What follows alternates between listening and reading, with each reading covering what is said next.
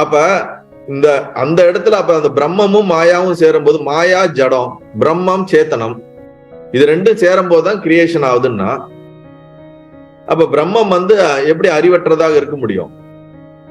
பிரம்மமானது சச்சிதானந்த சொரூபம், அதாவது அது இருப்புணர்வாகவும் அறிவு சொரூபமாகவும் சுகஸ்வரூபமாகவும் இருப்பதற்கு பேரு தான், அதுதான் லட்சணமே. நீங்க அதுல கொஸ்டினே பண்ண முடியாது. இப்ப ஒரு ஆழமான ஒரு தூக்கத்துல இருந்து காலைல வரோம். தூக்கம் டார்க்னஸ்ல இருந்து தான் நம்ம காலைல எந்திரிக்கும் போது நம்ம மனசு புத்தி எல்லாமே அது வெளிப்படுது. அப்ப அந்த டார்க்னஸ்ல எங்க இருந்துச்சுன்னு நீங்க கேக்குறீங்கல்ல, எங்க போச்சு அது?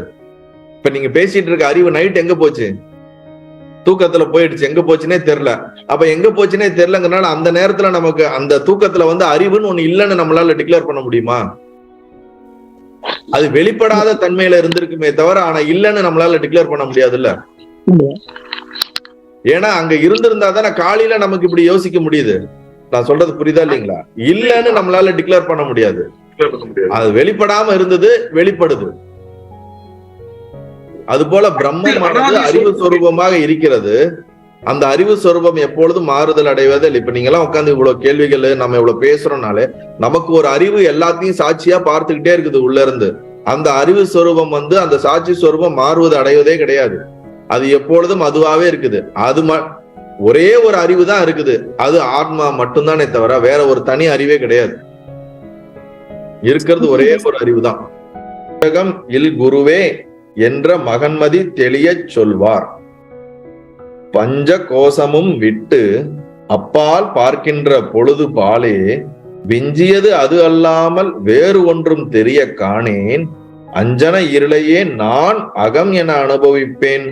வஞ்சகம் இல் குருவே என்ற மகன்மதி தெளிய சொல்வார். இப்ப அந்த சீடன் அடுத்த கேள்வி கேட்கிறான்.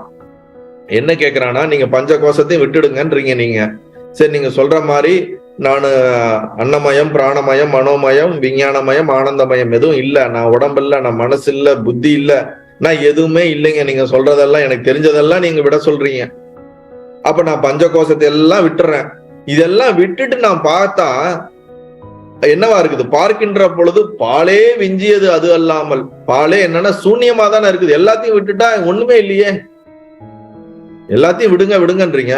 நான் எல்லாத்தையும் விட்டுட்டு பார்த்தா அங்க மிஞ்சி இருக்கிறது வெறும் சூன்யம் தானே, ஒன்றுமற்ற தன்மை.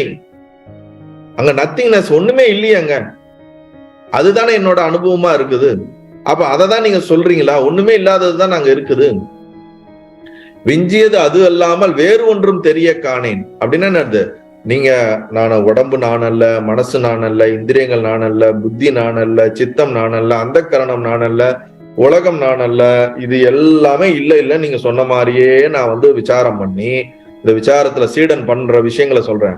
இதெல்லாம் நீங்க சொல்றதெல்லாம் புரிஞ்சு இதெல்லாம் நான் இல்லைன்னு டிராப் பண்ணனா அப்ப நான் யாருன்னு நான் பார்க்கும்போது அங்க ஒண்ணுமே தெரியலையே, ஒண்ணுமே இல்லையே, வெறும் சூன்யமா இருக்கே. அதுக்கப்புறம் ஒண்ணுமே என்னால கண்டுபிடிக்க முடியல. அங்க ஒண்ணுமே இல்லையே, வெறும் எம்டியா இருக்கே, சூன்யமா இருக்கே. அப்ப அந்த சூன்யத்தை தான் நான் பாக்குறேன். அந்த சூன்யத்தை தான் நீங்க சொல்றீங்களா? குருவை கேள்வி கேட்கிறான். அவன் விசாரம் பண்ணிட்டு கேள்வி கேட்கறான். நாம என்ன விசாரம் பண்ணணும்?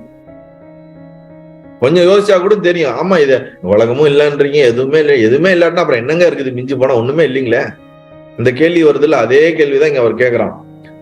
அஞ்சன இருளையே நான் அகம் என்று அனுபவிப்பேன். அஞ்சன இருள்னா என்னது? மை இருக்குல்ல, கருமை. அந்த மை எவ்வளவு கருப்பா இருக்குமோ அந்த மாதிரி இது எல்லாத்தையும் நீக்கிட்டா ஒரு டார்க்னஸ், ஒரு இருள் போன்று இருக்கக்கூடிய அந்த மாயை தான் இருக்குது. சாரி, சூன்யம் தான் இருக்குது. அந்த சூன்யத்தை தான் நான் அனுபவிப்பேன். வேற என்ன இருக்குது? அதனால எனக்கு இதுல ஏதோ ஒரு குழப்பம் இருக்குது குருவே. வஞ்சகம் இல் குருவே அப்படின்னா என்னது? வஞ்சகம் செய்யாத நல்ல குருவே, என் புத்திக்கு கொஞ்சம் நீங்க கரெக்டா சொல்லுவீங்க. ஆனா என் கேள்வி இந்த மாதிரி ஒரு இதா இருக்குது, எனக்கு இது புரியல. எனக்கு எல்லாமே சூன்யமா தெரியுது. நீங்க சொல்லி கொடுக்கறதும் சூன்யமா தெரியுது. நீங்க சொல்லி கொடுக்கறத விசாரம் பண்ணாலே எனக்கு சூன்யமா தெரியுது. ஆனா என்கிட்ட ஏதோ ஒரு பிரச்சனை இருக்குது. அதனால வஞ்சகம் இல்லாமல் எல்லாத்துக்கும் சரியான போதிக்கக்கூடிய ஞான குருவே, எனக்கு என்னுடைய புத்தி தெளியுமாறு எனக்கு உபதேசம் கொடுங்க அப்படின்னு என்ன கேட்கிறான் சீடன்? குருவை பார்த்து கேட்கிறான். அதுக்கான அர்த்தத்தை படிப்போம். அன்னமயம் முதலிய 5 கோஷங்கள் ஒவ்வொன்றையும் முறையே இது நானல்ல, இது நானல்ல என்று தாங்கள் அருளியபடியே நீக்கி அப்பால் பார்க்கின்ற போது, இது எல்லாத்தையும் நான் இது பண்ணிட்டு அப்பால் பார்க்கின்ற போது சூன்யமே, பாலே அப்படின்னா சூன்யம் என்ற அர்த்தம், எஞ்சி நிற்கின்றது. அதுதான் லாஸ்ட்ல எல்லாத்தையும் தூக்கி போட்டா நம்ம உடம்புல இருக்கக்கூடிய துணியெல்லாம் எடுத்துட்டா கடைசியில நம்ம சரீரம் மட்டும்தானே நிக்குது.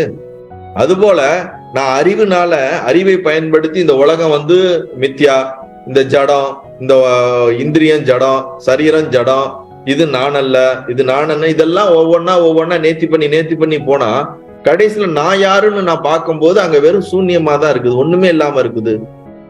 ஒரு டார்க்னஸ் போல இருக்கக்கூடிய ஒரு சூன்யம் தானே இருக்குது அப்படிங்கறதான் கேள்வி வருது. அச்சூனியத்தை அன்றி வேறு ஒன்றே தோன்ற காண்கிலேன், ஆதலால் காரிருள் போன்ற சூன்யத்தையா நான் ஆன்மா என்று அனுபவிப்பேன். அப்ப நீங்க ஆன்மா நீங்க சொல்றீங்கல்ல, இப்ப ஐயாவும் அவங்க கேட்டாங்கல்ல, அப்ப என்ன ஆத்மா என்ன ஜடமா, அப்ப ஆத்மாக்கு எங்க அறிவு இருக்குது அப்படின்ற ஒரு கேள்வி வர மாதிரி, காரிருள் போன்ற சூன்யத்தையே நான் ஆன்மா என்று அனுபவிப்பேன். இது எல்லாத்தையும் எடுத்துட்டா இப்ப ஒண்ணுமே இல்ல, அதை தான் நான் ஆன்மான்னு நான் அனுபவிப்பேனா அப்படின்னு கேக்குறான். கபட மற்ற குருவே அப்படின்னா என்னது? கபடத்தனமோ வஞ்சகத்தன்மையோ அல்லது எந்த விதமான ஒரு மைனஸான விஷயங்கள் இல்லாத நல்ல குருவேன்னு அர்த்தம். ஞான குருவே, நீங்க உயர்ந்தவர், எனக்கு குருவே என்று வினாவிய சீடனின் புத்தி தெளிவடையுமாறு உபதேசிக்க தொடங்கினார்.